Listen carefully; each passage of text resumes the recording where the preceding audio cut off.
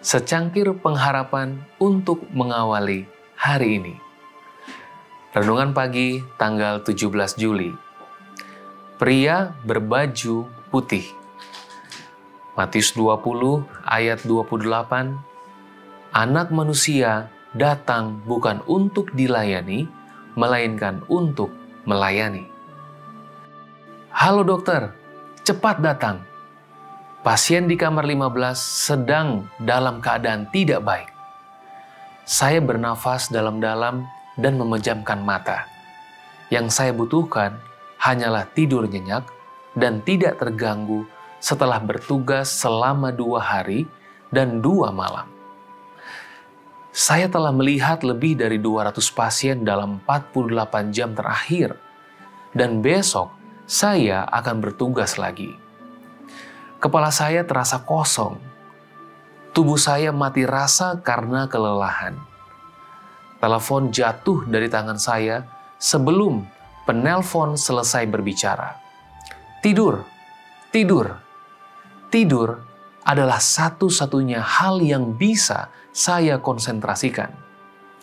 Namun, tuntutannya tidak berhenti. Halo dokter, cepat datang. Halo dokter. Halo, seperti robot, saya mengenakan jas putih saya. Di kepala saya ada satu kalimat yang diputar berulang kali seperti kaset rusak. Kamu adalah pria berpakaian putih di tempat kain linen kotor ini. Ya, kematian sedang terjadi lagi, pikir saya ketika saya merawat pasien lain. Kamu ingin menang.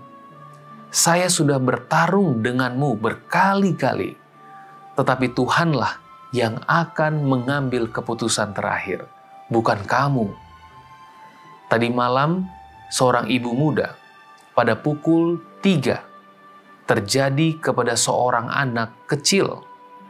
Mata mereka menatap saya dengan penuh keyakinan. Saya ingin berteriak. Kata AIDS menusuk otak saya. Saya tidak memakai jubah Tuhan.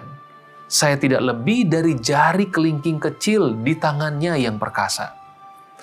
Tetap saja saya melawan dosa, kegelapan, dan iblis.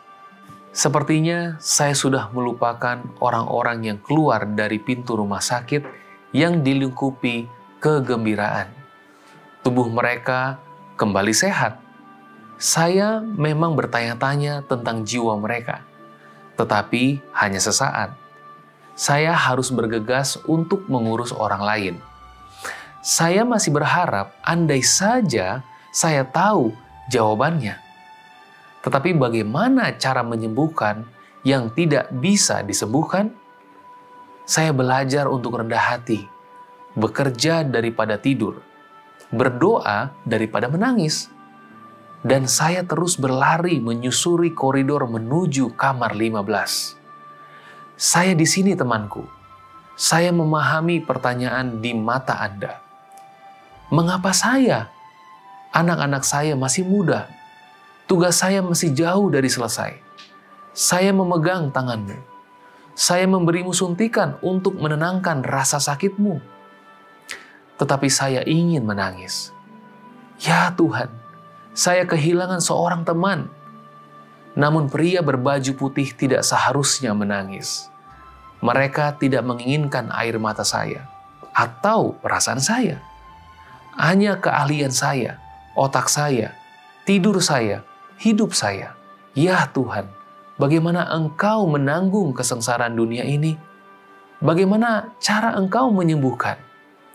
Kalimat kita harus berdoa untuk menghibur Tuhan terngiang di telinga saya.